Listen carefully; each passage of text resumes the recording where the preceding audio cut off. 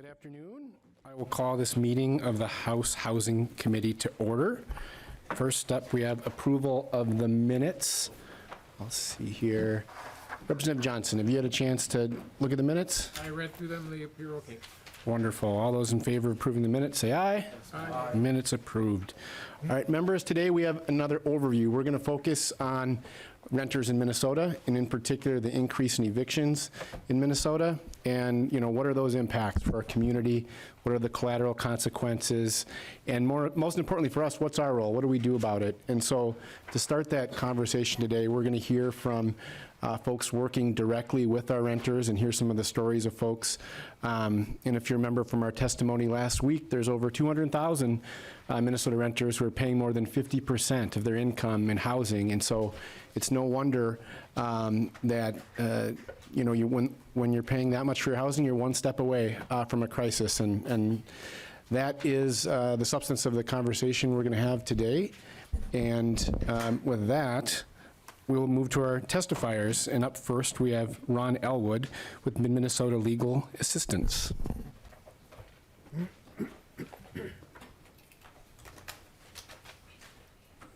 Welcome.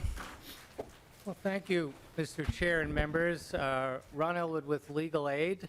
Very happy to be here. I'm the supervising attorney of the Legal Services Advocacy Project, which is Minnesota Legal Aid's advocacy group.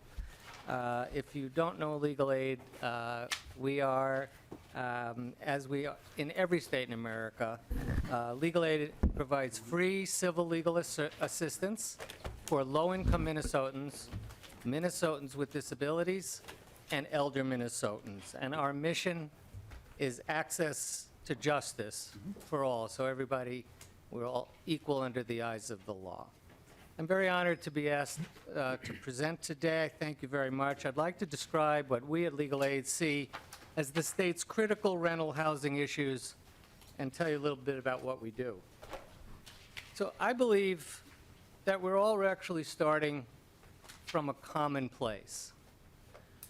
I think there's a consensus among policymakers, among industry, and advocates alike that the number one problem is housing instability.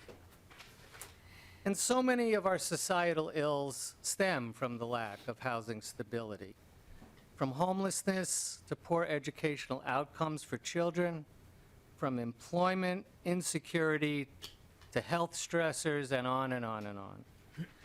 And there are, in our view, a number of factors that contribute to this problem and the needs that we see. First and foremost is housing unaffordability. Second is the length of time it takes to bring new units online. Third is the gap between the need and availability of rental assistance and the time it takes to get the money out the door.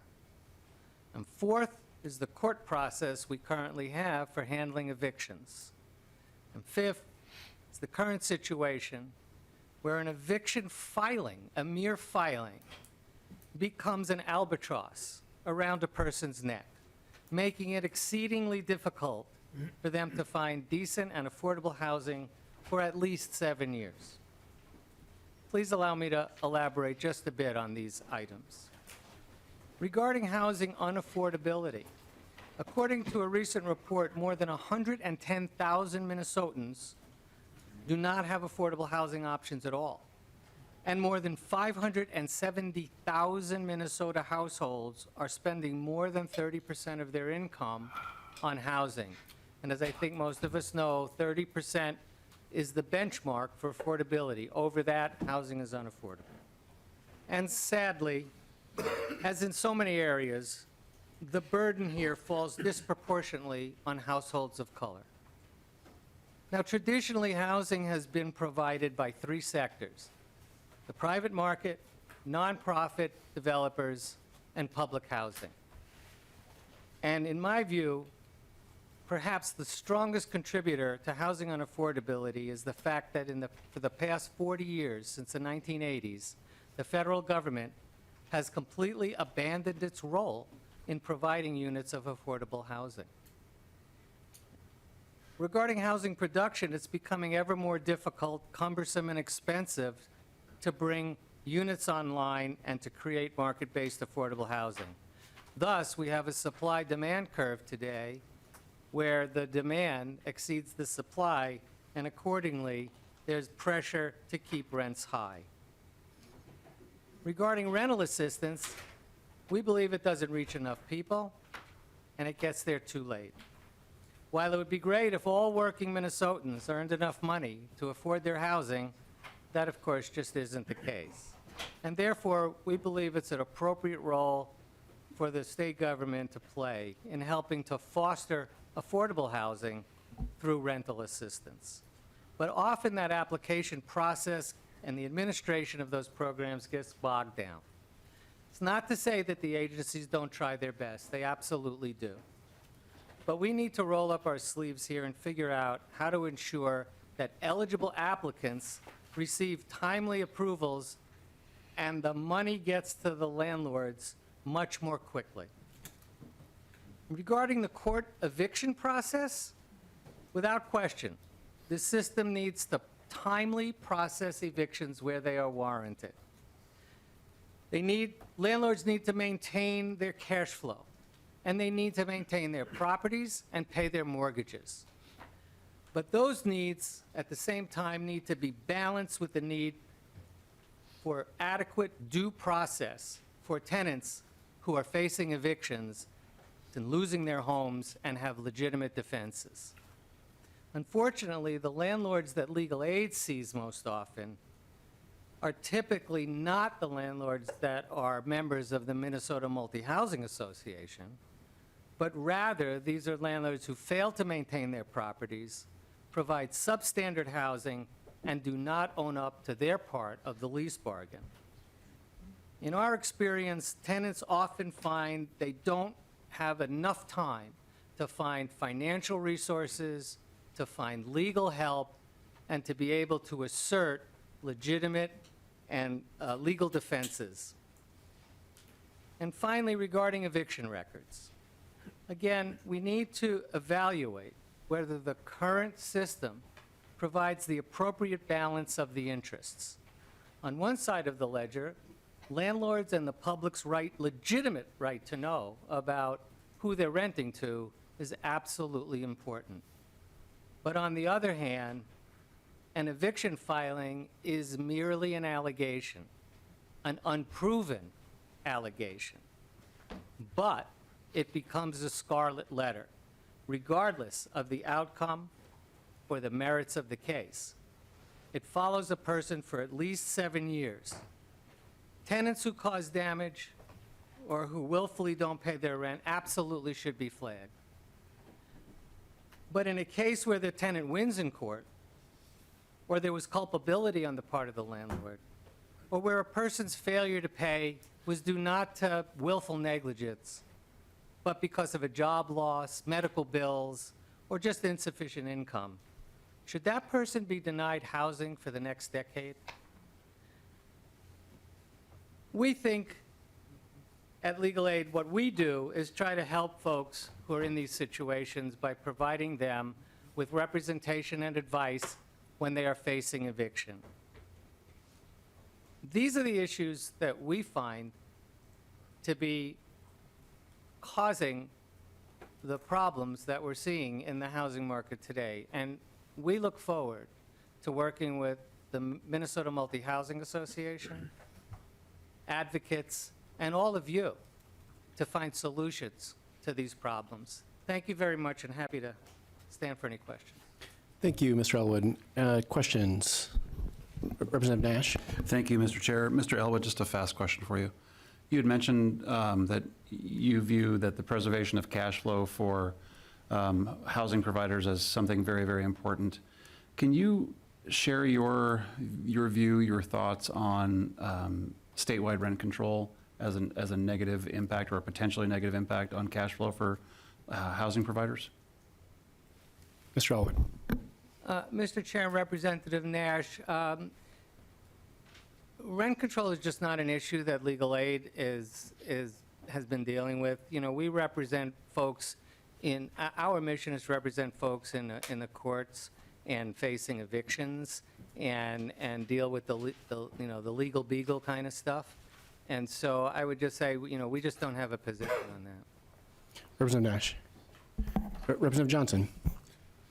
Chair Howard, Mr. Elwood, there's a couple different things I'd like to get into. First of all, dealing with the eviction process. I've actually served many eviction notices, and it's generally because of a non-payment of their rent. My county instituted a policy where you had to give it a notice of intent. And and most of them were not in from a person who has just one house they're renting out. This is the corporations that own multiple units, apartment complex, multiple ones across the state. So what they ended up doing, instead of waiting the 10 days and working with them to try to get the rent taken care of, the day after it's due, they're sending a letter of intent, trying to get it taken care of. As soon as possible, they're filing the papers in the court for eviction. We go out and serve them. And I've done it for years. The worst is when you get finally to the fourth and final notice, which can be 12 months down the road, where we physically remove them from the property. But it can take up to 12 months to actually get somebody evicted from a residence or from an apartment. And that's happened numerous times because it takes that long through the court system, and the 3 or 4 times they have before they get to that final notice.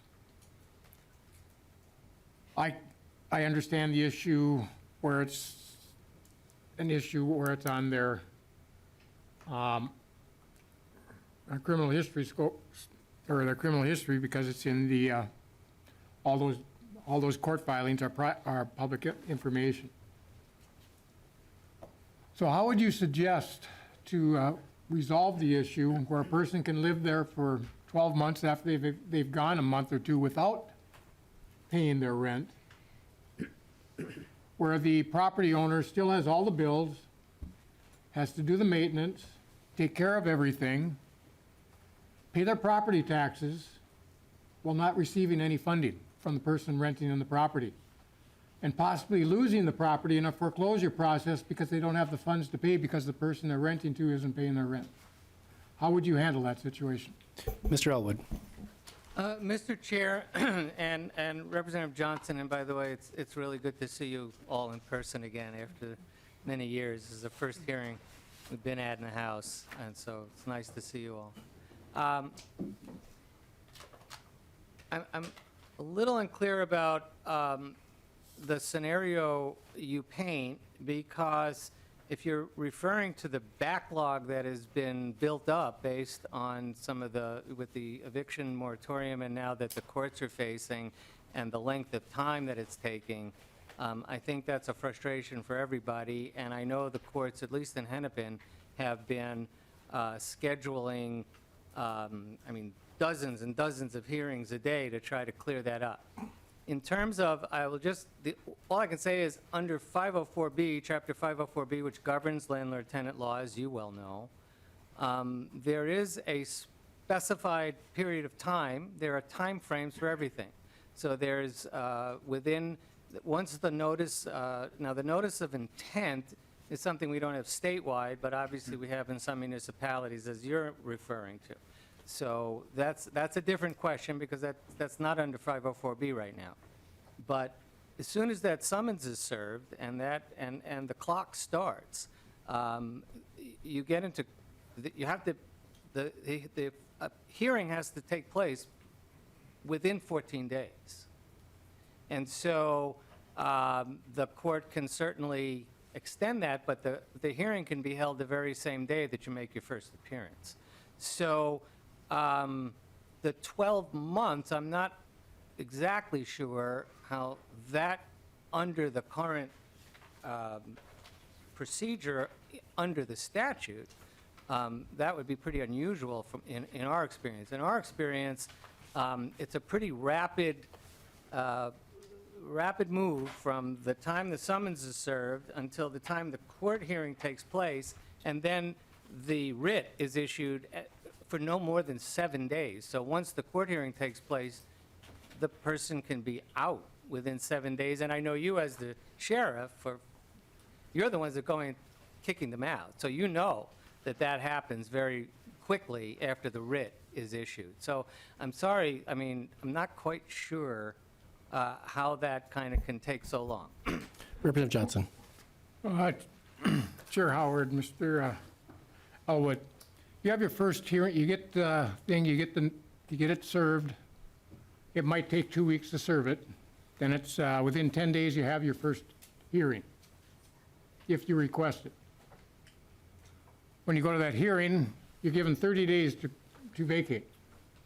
You don't vacate. We are now at 2 months. Then you have to file the paperwork again. It might take 2 weeks to 2 to 3 weeks to get the paper served because you have to find them home. And they have 2 weeks to get to the hearing. They have 30 days to move out. That's 4 months, maybe 5. It's not till the 4th time where the judge gives us the sheriff's office the order to physically remove somebody. That can take up to 12 months. I know that because I've done that multiple times. This theory that you get an eviction notice for the first time, you have to move out immediately is false.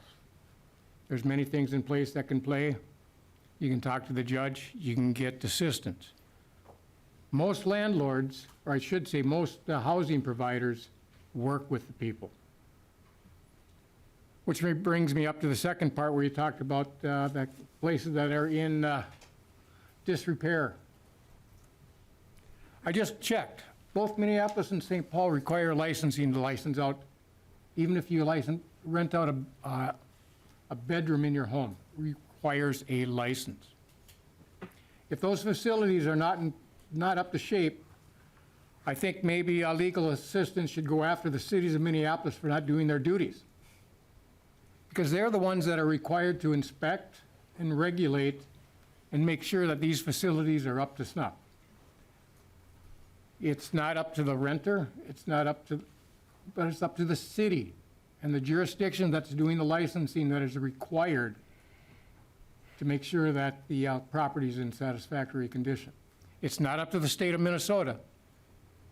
If a city does a license, it's up to that city.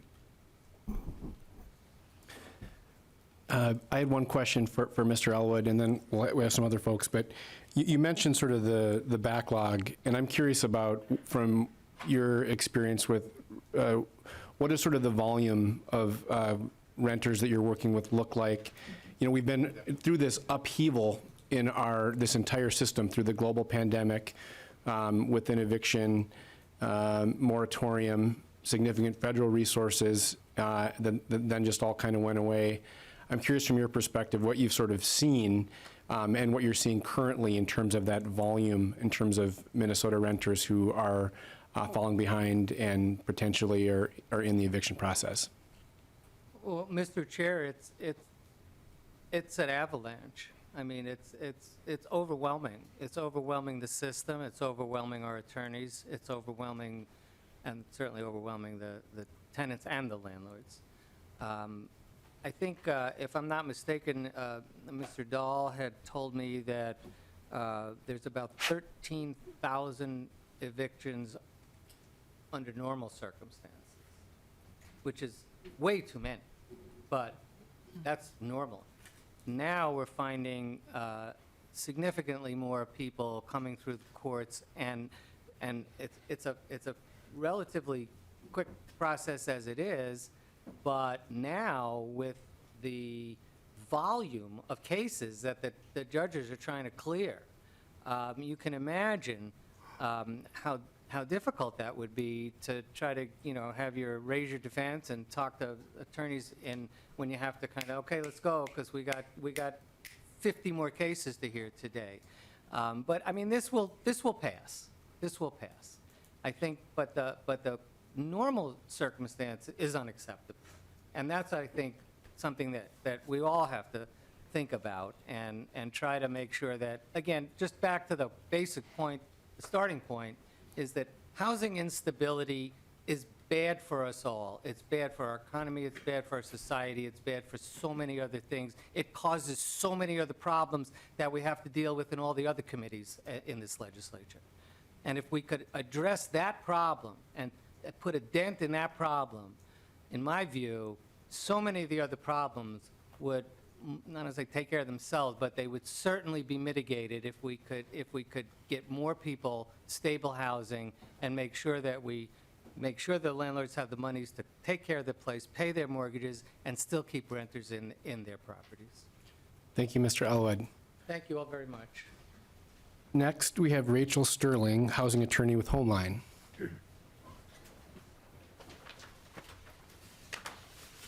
Hello. Ms. Sterling, thanks for joining us. Absolutely. I have a PowerPoint, so let me Great. get that sorted. I'm both a visual and auditory learner, so I try to be accommodating for that and others. Thank you.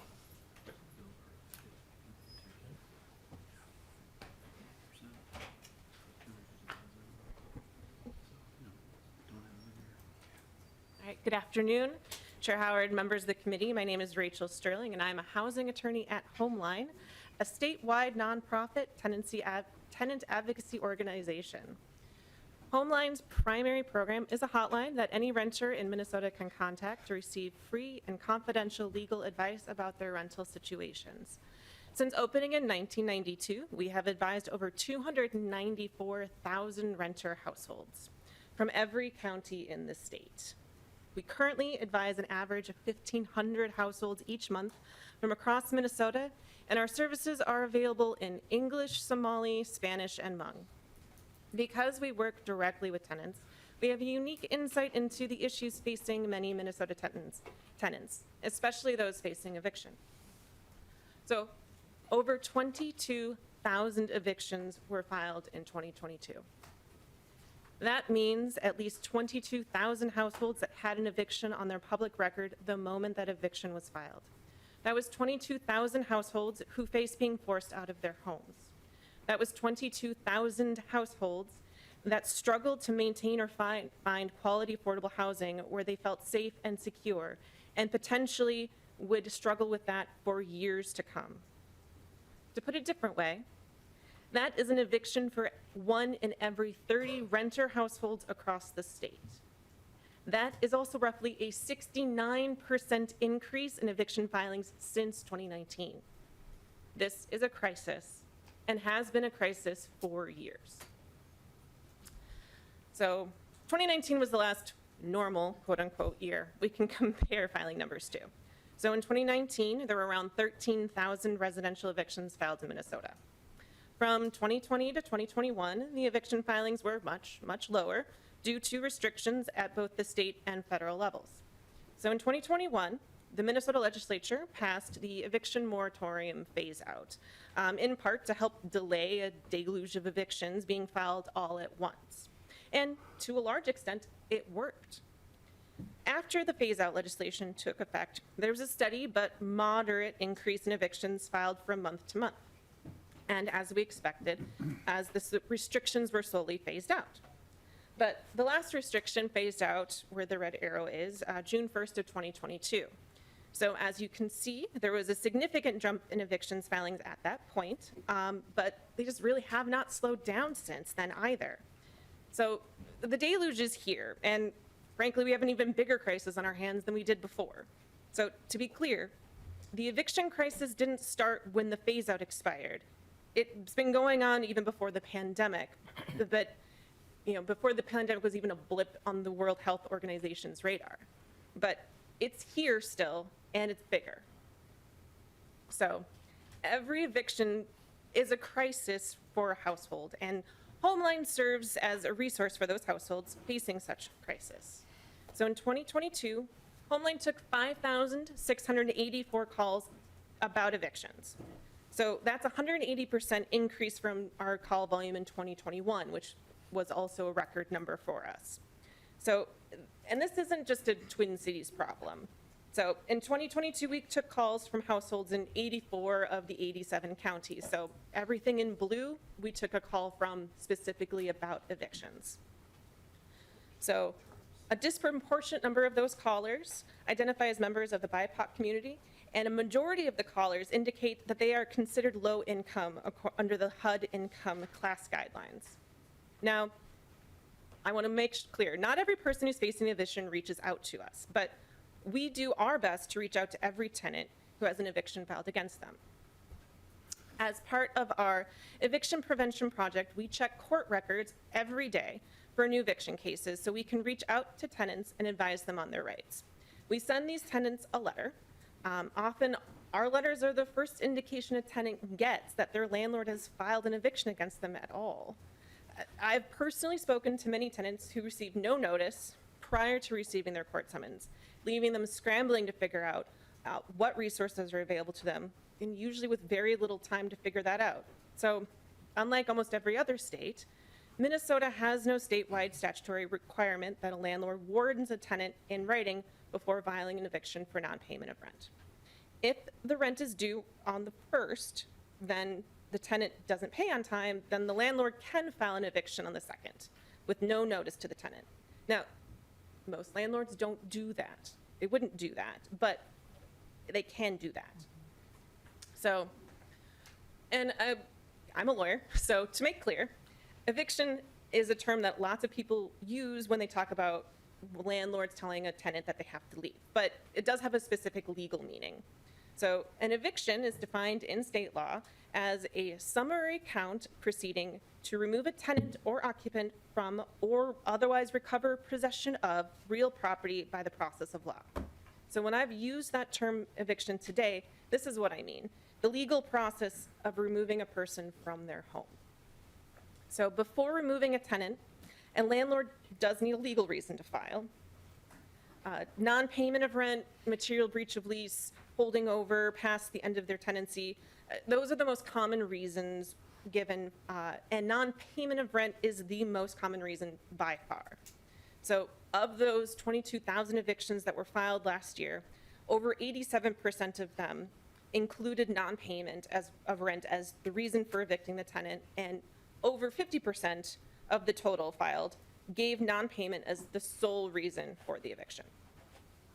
So there are a multitude of reasons why tenants may fall behind on their rent: job loss, medical emergencies, health issues, rent increases, relationship status changes, just car repairs. According to a 2022 CNBC report, 2/3 of Americans are living paycheck to paycheck. So one unexpected bill or drop in income can easily throw everything into chaos. Tenants are frequently faced with a choice of paying rent or fixing their car so they can get to work, or paying their rent or getting a prescription filled, or paying their rent and having food on the table. I personally have worked with over 600 households facing evictions in the past 2 years, and I have heard all of these experiences, all right, firsthand from tenants who have had to make such a choice. Once a landlord files an eviction, the hearing is scheduled shortly thereafter, usually within a week or two, but it does depend on the court district's scheduling calendar. So for example, the 4th Judicial District, which is all of Hennepin County, has the most evictions filed of any district in the state. Currently, eviction hearings there are being scheduled about 4 to 5 weeks from when the initial complaint is filed, according to the Minnesota Court's public access trial calendar, because of just the sheer number of evictions that are being filed in Hennepin County. But even counties such as Olmsted, St. Louis, and Stearns are scheduling hearings about 3 weeks out from the filing date because there are so many evictions being filed there as well. So a tenant is only officially notified of the hearing date and time through a summons, which doesn't have to be served to them until 7 days prior to their hearing date. So as mentioned, often our letter is the first indication a tenant has that an eviction's been filed, and it takes time for them to apply for resources, to gather the necessary information, and to just process the magnitude of the situation. And most emergency assistance programs take weeks or frankly even months to process due to the high volumes that they're getting in applications. So at an eviction hearing, if the judge or referee determines that the tenant does not have the legal right to be on the property, they're going to issue what's called a writ of recovery. This is the legal document that says that the landlord has the right to possess the property, and that's what they bring to the sheriff, instructing the sheriff to remove the tenant from the property. The sheriff posts the writ on the door of that specific property, telling the tenant they have 24 hours to vacate before the sheriff returns to remove them. If the tenant's not gone when the sheriff returns, then they only have minutes to vacate. Everyone has to vacate. Children, elderly, people with mobility issues, pets, everyone. No exceptions. No matter the time of year, no matter who you are. And that's it. That is the entire timeline. In most parts of the state, this process can, from the day the landlord files the eviction to the day the sheriff shows up that second time to remove the tenant, takes on average less than 30 days. It does take closer probably to 45 days in the busier districts that, like the 4th district I talked about, just due to the post-pandemic volumes that they're seeing in filings. There are other ways though, that landlords can force a tenant to leave that we just can't track through court records, that just aren't regulated through any formal legal process. Eviction actions are costly for landlords, and in terms of both time and money, and they just want to avoid having to file them at all. So extrajudicial evictions can be a notice of non-renewal. So that's when the landlord tells the tenant that they no longer want to renew their lease, or a notice to vacate for some sort of lease violation. These are less obvious. They can also come in forms of rent increases, refusals to make repairs, or hostile behaviors that just force a tenant to leave. The impacts of being evicted are significant to both tenants and the community. In short term, tenants face losing their current housing and potential homelessness and all of the trauma that that can entail. People may seek shelter by doubling up with friends or family if they're able, or they may turn to local shelters if they even exist locally and they have space. While others, people are going to turn to sleeping in their vehicles or even on the streets. Many are going to struggle to continue working through this upheaval if they are currently employed, and most will struggle to find any sort of housing that will accept them despite their rental history. In the long term, many of these tenants will face chronic housing instability due to severely limited housing options. Eviction records are one of the first things that landlords check for prospective tenants and are one of the leading causes of housing insecurity in the state. Tenants with evictions on their records are also easy prey, frankly, for unscrupulous landlords who offer substandard housing to tenants with what landlords see as less than perfect backgrounds, because these tenants have few other options. And even tenants who are not actually evicted have an eviction filed against them are negatively impacted because they still need to ask to have the eviction officially expunged from their record for it to be removed. So even if a case is dismissed, or a tenant prevails in court, or if a settlement agreement is reached and honored, the tenant still needs to actively ask for the eviction to be expunged, and such expungements are purely at the court's discretion. These motions may cost the tenant roughly $300 to file and are given purely, again, at the discretion of the court. So our eviction system is steeped in history. The first version of our modern eviction statute was created before the Civil War, when Minnesota wasn't even a state. There have been tweaks to it over the last 160 years, but no systematic scrutiny of whether this is the best process or not has been done. And the lasting impact on tenants that an eviction can have on their record, which frankly, as I said, is almost always because they encountered financial emergencies that made it impossible for them to pay their rent, this can last for years. So, Representatives, Chairman Howard, renters across the state are struggling and have been struggling for years, and things have only gotten worse. A roughly 69% increase in evictions filed from 2019 to 2022 is a crisis that needs to be addressed. We look forward to working with the legislature and the governor in the upcoming year and to make our renter households and communities they live in more stable. Thank you. Thank you. Questions from members? I saw Representative Petersburg on the list. Thank you, Mr. Chair, and to the testifier. So I know that you said earlier that a lot of your clients weren't aware of their eviction process until you notified them. But somehow I've got to believe that they knew they were in breach of the contract or the rental agreement at some time prior to that. And I think what we really want to talk about is not necessarily about evictions as it is about how they got into that situation. And so I know that landlords, it's expensive to evict somebody as well, and they don't really want to because oftentimes the property is not taken care of when the eviction notice happens, et cetera. So that's kind of the last resort that they want as well. And so you also mentioned that once the eviction notice gets there, there isn't an awful lot of time for them to kind of review what options they had, yet they were aware of the potential for eviction when they didn't pay their rent or whatever.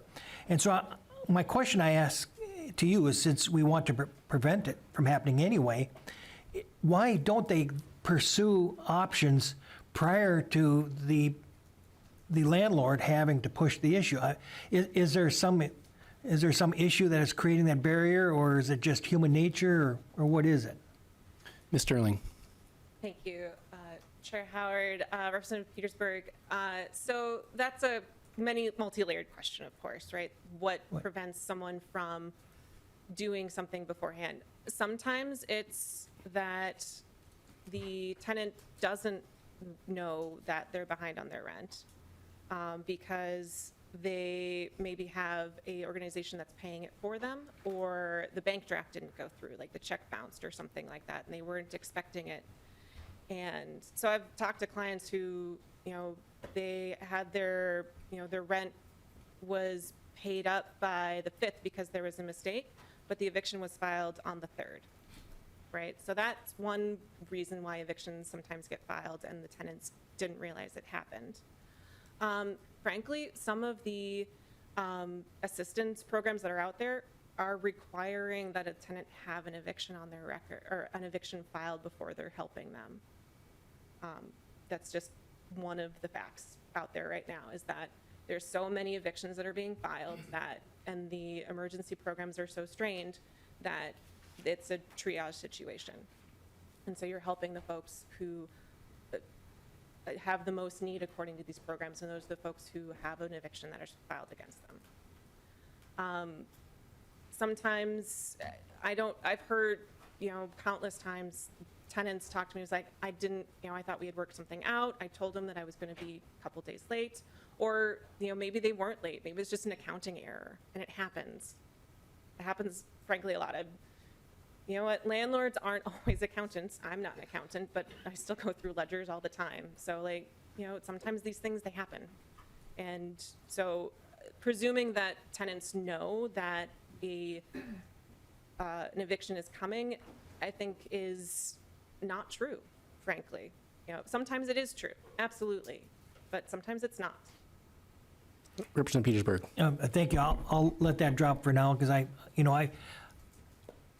know that sometimes we all do our own thing of justifying, so there. But my question is in regards to the last statement, last sheet that you have in front of us. You talked about the evictions are way up in 2022. The question I'm asking is, how many of those are actually catch up from the previous 2 years because of the moratorium and because of the fact that they couldn't get evicted? Is any of that carried forward into that 22, so maybe it's not quite as large as it looks compared to normal? Ms. Sterling. Thank you, Chair Howard. Representative Petersburg, that is in part true. That's why you see that big spike in June, because that was where the last restriction was lifted. And so that is why there was that big spike up in June. I can go back to that slide. But beyond that, though, you would have, once the landlord could file for those things, you would expect that it would kind of, go back down to at least normal rates, which is about $1,200 a month or so, give or take. We're not seeing that. Obviously, this December was back up to $1,900. At this point, January is looking to either meet or exceed that number, frankly. So the numbers just don't pan out that way. Thank you. Representative Kozlowski. Thank you, Chair Howard. My question is, in greater Minnesota, and not, I'm sure it's not unique, but, the numbers of youth who are in households facing evictions, are there any tenant protections specific to folks under 18 who, of course, aren't going to be on the rental agreement? And in terms of, we don't have shelter capital. Transitional housing beds for youth and families is very low as well. So from your perspective, are there strategies or areas that youth could be better protected in the eviction process? You spoke to trauma and ACEs and the impact of that adverse experience of being evicted, especially for our youth. So just curious of your perspective. Ms. Sterling. So Chair Howard, Representative, that is a,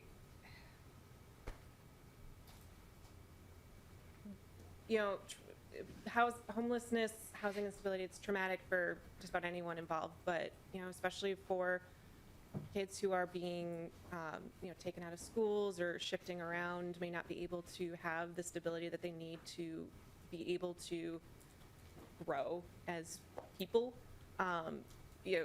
Housing is one of the basic needs that we've got, and so when you're being pulled one direction or another, that leads to problems. As we don't have any particular specific policies in place for taking the life considerations into account like that. A lot of folks are under the, and I don't know where these come from necessarily, but they're under the assumption that because they've got children, or because they've got, or because it's winter, or because they may be pregnant or something like that, that they have protections in place for more time to move out or to move on or to find some place. But this doesn't, those protections just don't exist. Representative Hassan, and then we'll move on to our next testifier. Thank you, Mr. Chair. I don't know if you can hear me, right? So I want to paint a picture of a rational picture of why someone may have an eviction filed. I used to work for Hennepin County as a social worker, and I worked with a mother who had 3 small children and limited language. An eviction was filed on her record. She got the paperwork in the mail, didn't know how to read. 5 days later, after her court date, I met with her, and she gave me the paperwork. I read the paperwork, and it said that she had a court date 5 days ago, which she didn't know. And because she was a no-show in the court system, the judge ruled against her. The family ended up getting evicted within a month, and they ended up renting from somebody who took advantage of them. So in the middle of winter, was it February? I can't remember, or January, the end of January or February. This person rented them a home that has no windows. The windows were all busted, and they put plastic on the windows. And when I walked into their home, it was so cold. And this mother has 3 children under the age of 5. And I'm like, why is this place so cold? They were like, oh, the unit has no windows. And I'm like, why would you guys rent a unit that doesn't have windows in the middle of the winter? She's like, this is the only place we could find. Because we have an eviction on our record, no one will rent from us.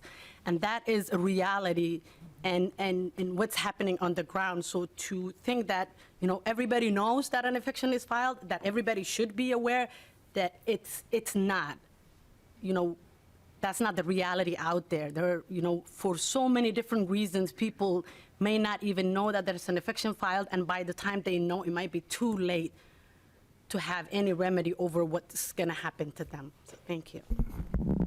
And thank you, Ms. Sterling. Next up, we have Brittany Walker, Case Management Assistant in Housing Stability with Hennepin County.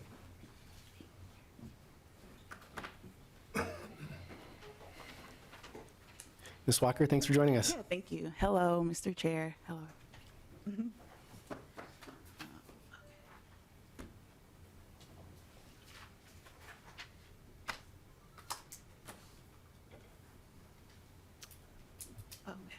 So my name is Brittany Walker. Can you guys hear me? Okay. I am currently a court navigator with Hennepin County Human Services Department. My main responsibilities as a court navigator are to collaborate with tenants, landlords, and attorneys during court to help facilitate the process of rental assistance during court. I also help staff the state's only tenant resource center, where Hennepin County residents can call to get help when their housing situation becomes unstable. The process that the tenant has to go through consists of receiving a letter that the landlord has filed an eviction. The tenant receives notice for court 2 weeks prior to their pretrial hearing with the date and time of the hearing and the address of the courts.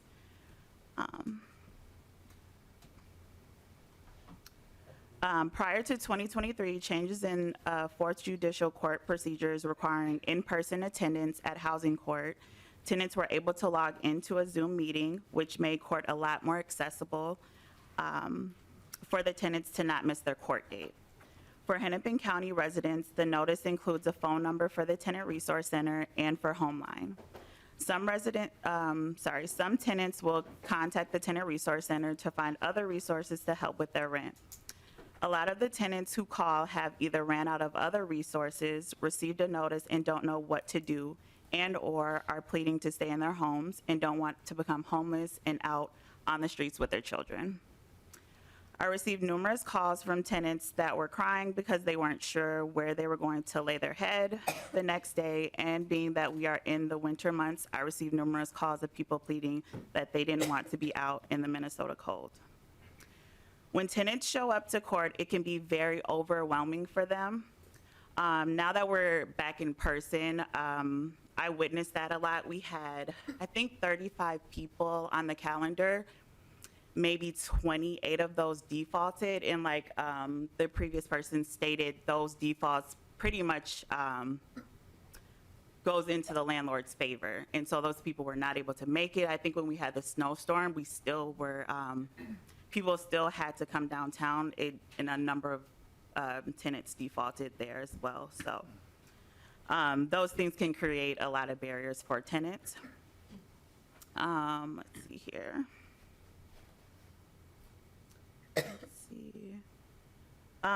So the court clerk will ask if they want to speak to rent assistance and/or be screened for a free attorney. For most tenants, this is their first time ever being in this situation, so most times they don't know what to say or even advocate for themselves, and sometimes maybe they have had a bad experience with the judicial system, so coming to court is a major stressor for them.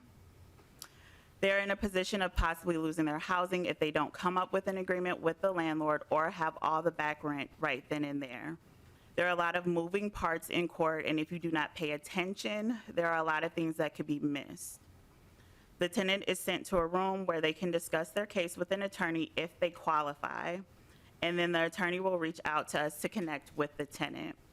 While the tenant is conversing with us, the attorney is working in the background trying to obtain a lease, ledger, and W-9 form for the tenant, which in some instances, the attorneys may not even receive these forms due to landlords not wanting to collaborate with the tenant, and thus giving them 7 days that they have to be out of their home and possibly on the street.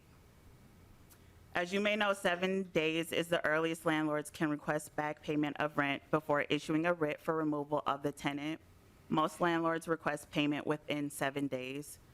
And I do rent assistance, and that's just nowhere near possible. We can try to give a letter of guarantee, but even still, like, landlords may not want that. So most of the tenants that I help come into the room confused, frazzled, sad, stressed, and/or angry about the situation. A lot of tenants were just in bad spots where they may have lost their jobs, had a death in the family, or had some mental or physical health issues going on that prevented them from working full-time or not at all. I've also seen a lot of instances where people may have just had a child, they can't pay for daycare, daycare is expensive, so it's either stay at home with your child, can't leave your child at home, or go to work. So those are a few of the issues. So the biggest thing that I find in court is that a lot of tenants are trying to find jobs or just started back working but need more time to come up with a plan with their landlord. The tenants always want to come up with a solution to pay their back rent, but they just need time, and when it comes to housing court, most times time is not on their side. We do all that we can, but we all know funding can be scarce. And even if we try to put in an application for rent assistance, the landlord has their strict deadline, and the courts have their strict deadline of 7 days.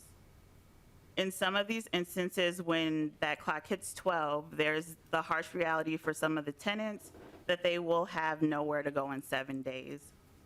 They will no longer have a home to go to for them and their children. With the way courts move so fast, a lot of people don't even understand what happened. The one time that I hear relief from tenants is when they get a chance to tell me their story, or we put in an application for rent assistance. But once again, that doesn't mean that it solves all of their issues, because they could be out of the home in 7 days no matter if they put in an application. And in some instances, we'll still pay like back rent and things like that. But like during court, a lot of the attorneys or the landlords, they'll still want the tenant out. The current issues that I see is time when it comes to these cases. The 2 weeks notice prior to court date is just not enough time for a tenant to try and reach out for other resources. A lot of tenants that I encounter have been looking for resources prior to the 2 week notice, but it's all a process with reaching out to community agencies for help. Some tenants don't understand what will happen at court. Some tenants don't understand that they must show up for court or their case will default. At court, there are 3 hours allocated for attorneys and rental assistants to see 35 tenants/landlord situations to be negotiated, in which a majority of these cases come up with a settlement agreement that require payment in 7 days. Rent assistants can rarely make payments in 7 days due to the need to verify income, landlord payment information, and amounts owed. Even after payments are made, the landlord often asks the tenant to vacate the unit.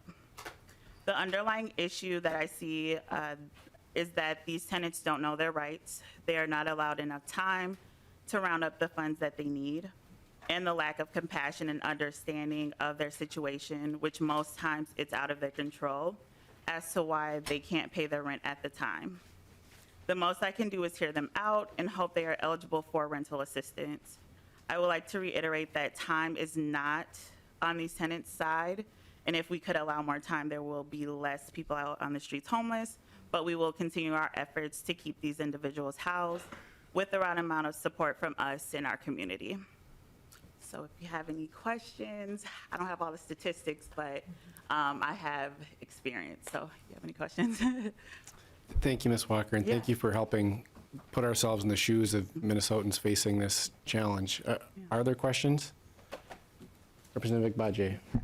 Thank you, Mr. Chair. I just want to ask a clarifying question, if you could, for us. Kind of walk us through the timeline of emergency assistance from when a tenant might reasonably know that they could be facing eviction, or maybe once they get the summons, because I believe that's a requirement to receive emergency assistance.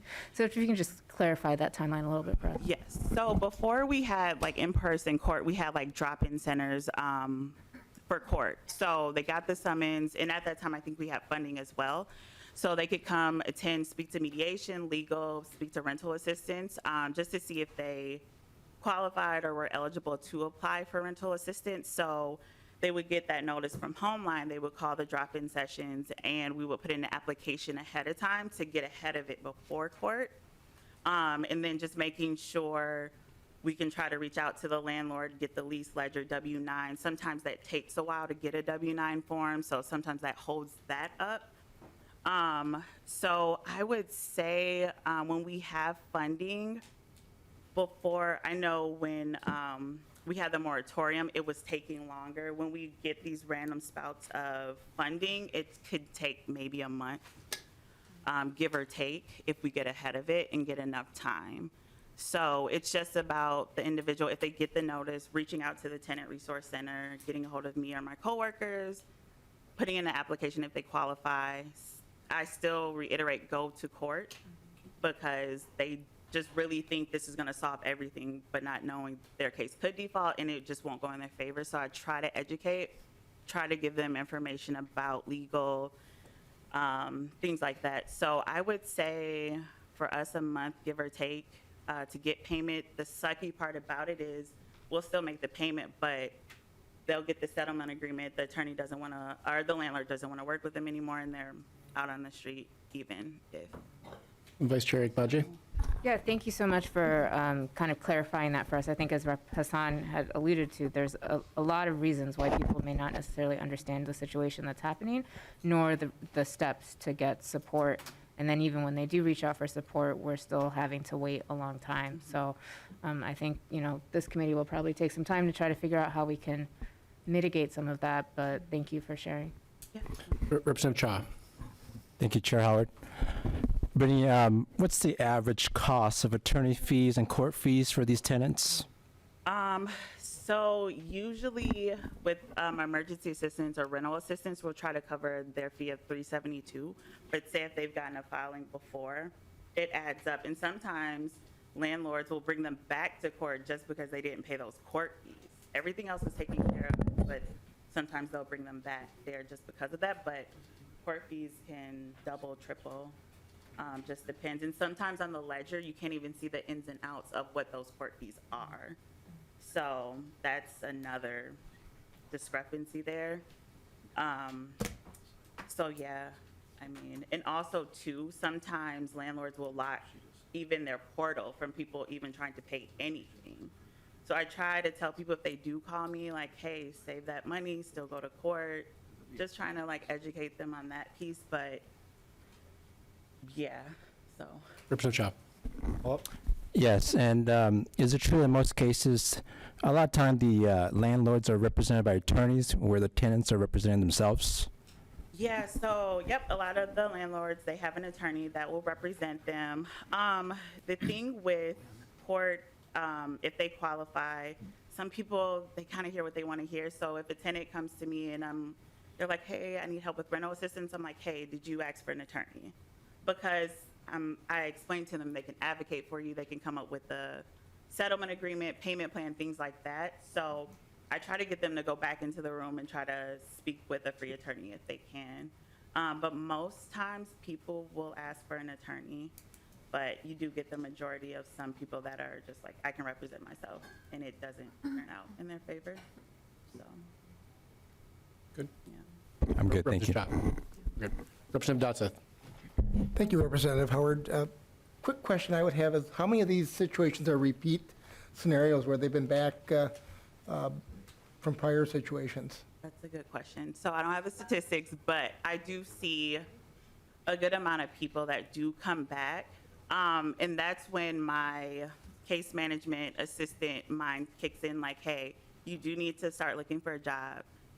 Here's these other resources. Call the Tenant Resource Center after court, and we can connect you with X, Y, and Z. So, I mean, when COVID happened, we had the rent help. People used up that amount of time.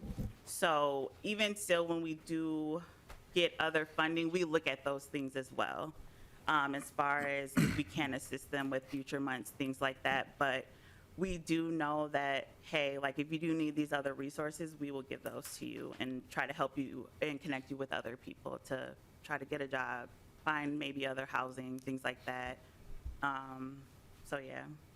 So Representative Dotseth. percentage-wise, would you say it's, what would be the percentage-wise of repeat situations? That's a good question. Ms. Walker. Ballpark, maybe? ballpark. What- Okay. And potentially, I know we have some other folks Yep, I coming up too. There might be someone that could. Maybe, We've got yeah, a- 'cause I don't got a wanna few more throw in people that we another want to get to too, so. Very good. Is that okay? All right, and we have two more, Representative Johnson and Representative Nash, and then we'll move on to our next testifier. Representative Johnson. Chair Howard, members, that's a bit of information. My wife used to work in property management as an accountant. But just so you're aware, when a landlord does the eviction process, by law, they're required to use attorneys. Representative Nash. Thank you, Mr. Chair, and to the testifier, or possibly even Representative Hassan, from your previous experience. You said when folks can't read what the notice has been because it's probably not in their native language, how often is that happening? Because I think that's kind of ridiculous. If we're gonna, if the process involves notification legally, and we're putting them through the process to find a legal outcome, it seems to me that it's incumbent upon the court system or whomever issued that to find a translator. How often is that happening? And yes, I ask a lot of gotcha questions. This is not one of those. So, I mean, help me understand that, because it makes my head want to explode. I'll first go to Ms. Walker and see if she has some experience with it. Yep. Yeah, so the most that I see, like during court, we can get like a Spanish interpreter or a Somali interpreter in those rooms. But as far as beforehand, I haven't come across that situation, but I know it exists. So we try, I guess, with Homeline, sending out their letters saying that we can't like reach out to this number. Or sometimes I'll have people that have children in the home that might be able to read English. They can translate for them or try to help them out, but I guess it's still a barrier.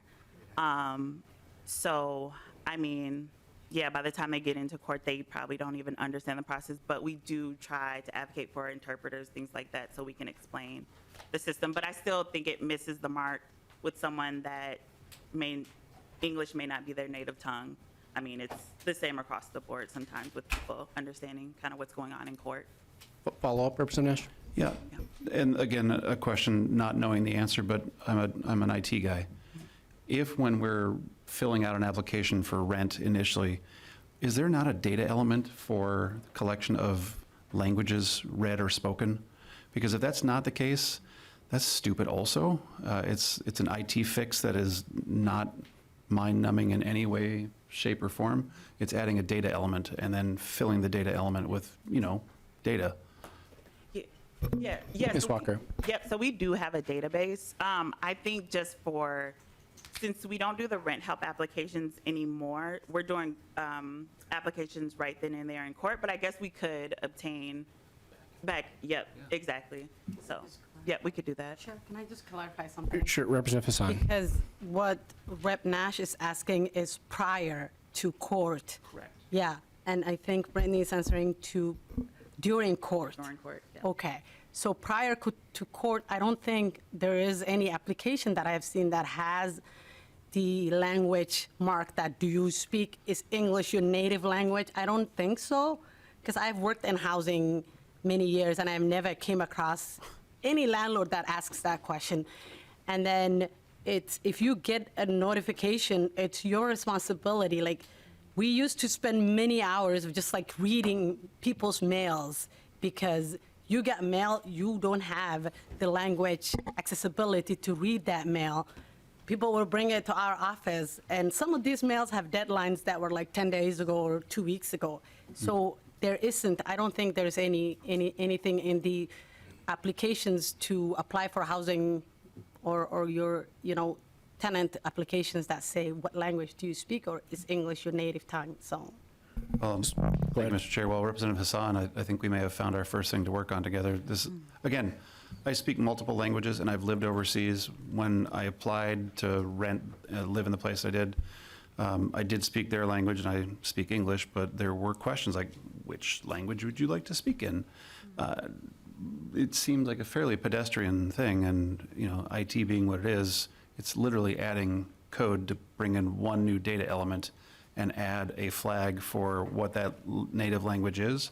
And then if you're having to go through the eviction process, you can send a query to the database, find out what language that's in, and print a letter in that language. This is not difficult stuff. Thanks, Representative Nash. And thank you, Ms. Walker. Next up, we have Catherine Banbury, a tenant organizer with Homeline.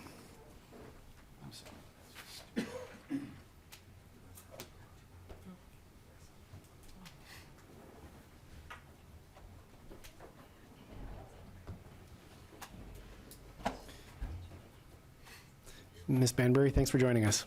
Thank you. Good afternoon, Chair Howard, members of the committee. My name is Catherine Banbury, and I am both a tenant in St. Paul, and I am a newly employed tenant organizer with Homeline. I'd like to make 2 points today. First, as a renter and an active tenant leader in my apartment building, over the last 4 years, I began to hear my neighbors and experience for myself a disturbing and troubling trend.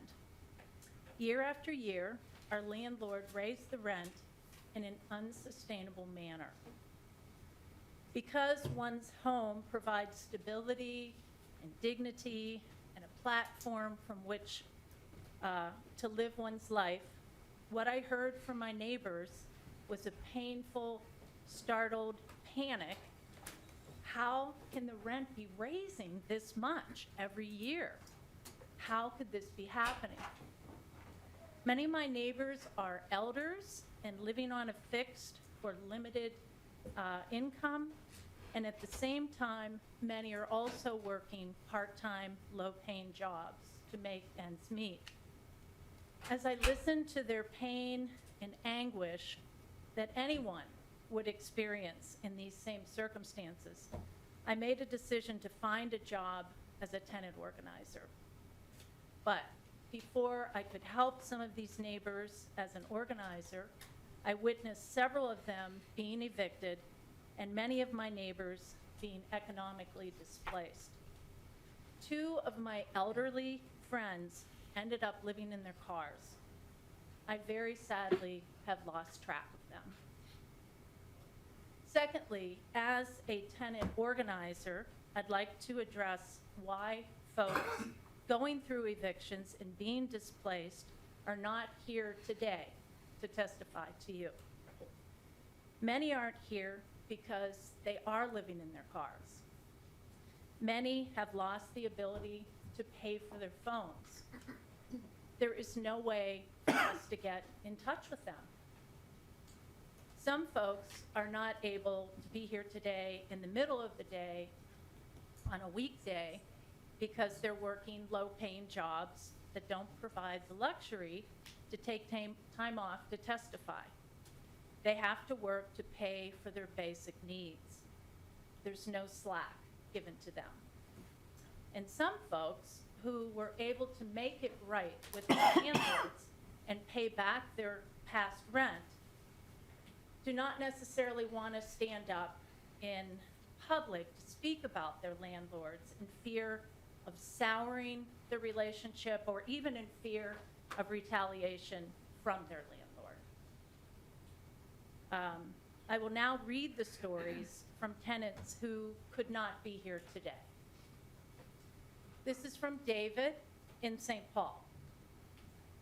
I lived in the apartment for 14 years and never had an issue paying rent.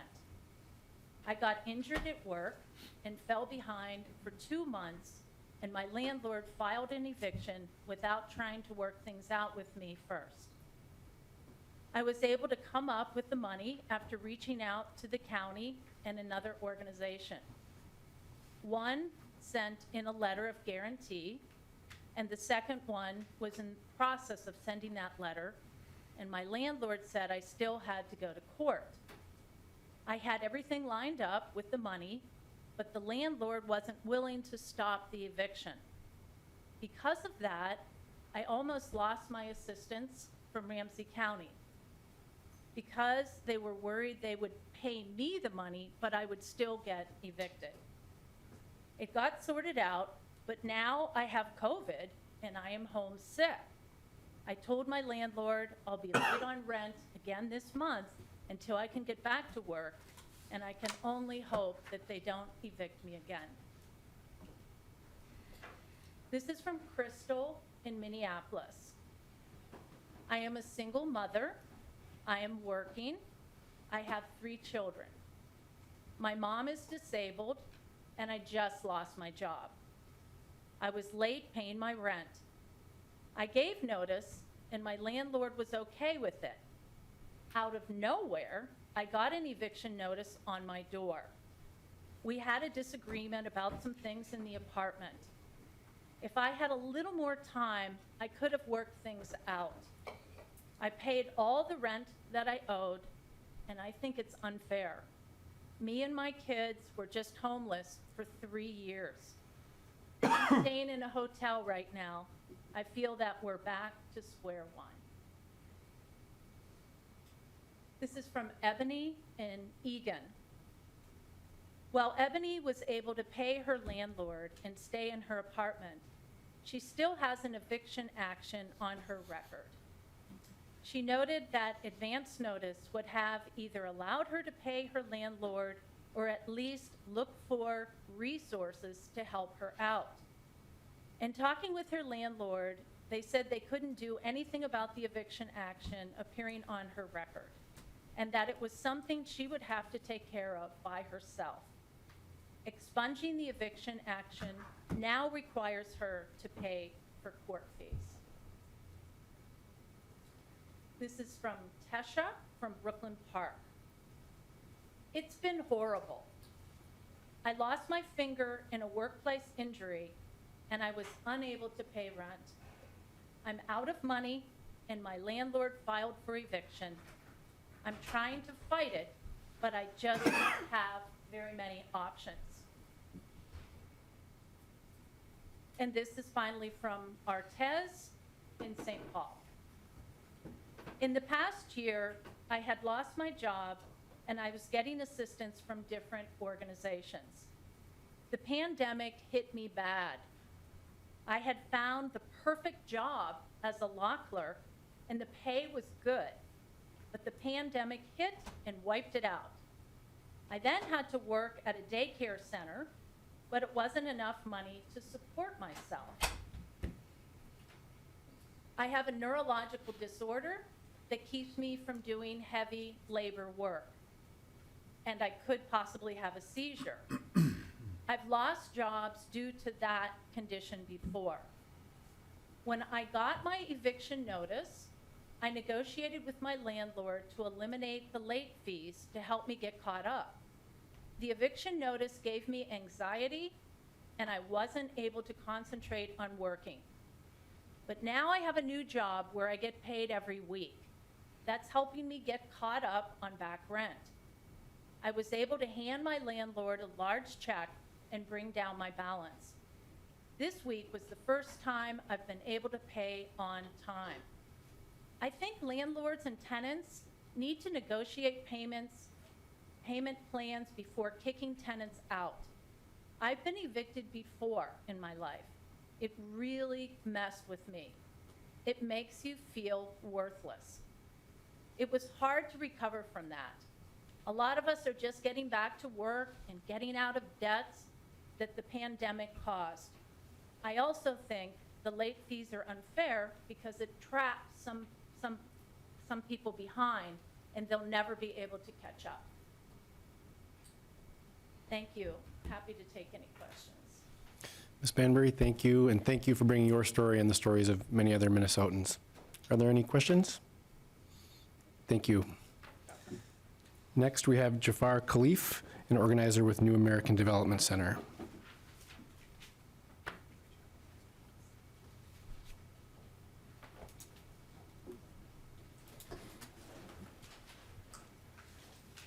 Thank you, Chair.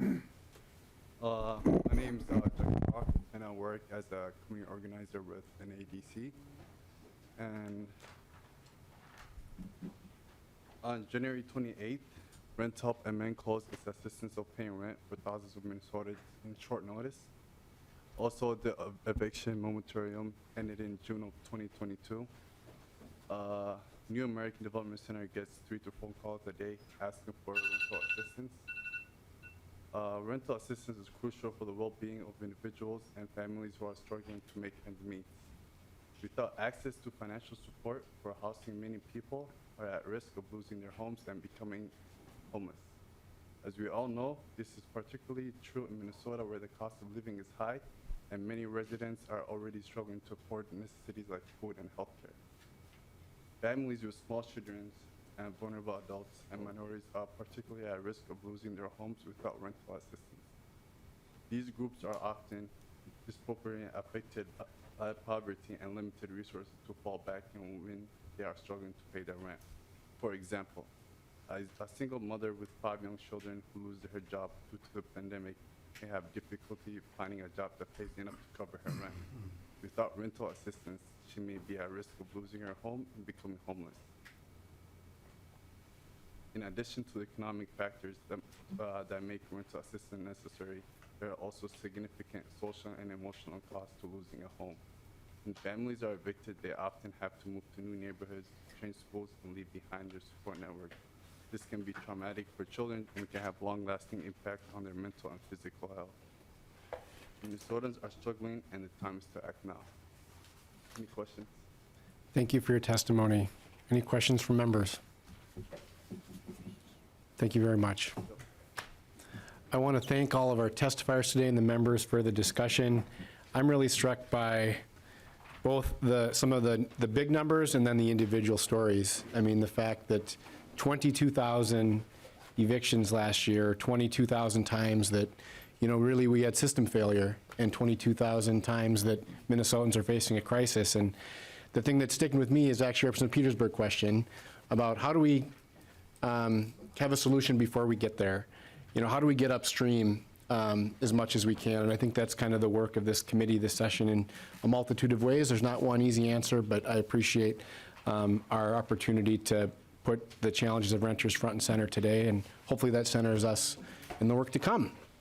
Members, tomorrow, we're going to be hearing our first bill, and so with that, the meeting is adjourned.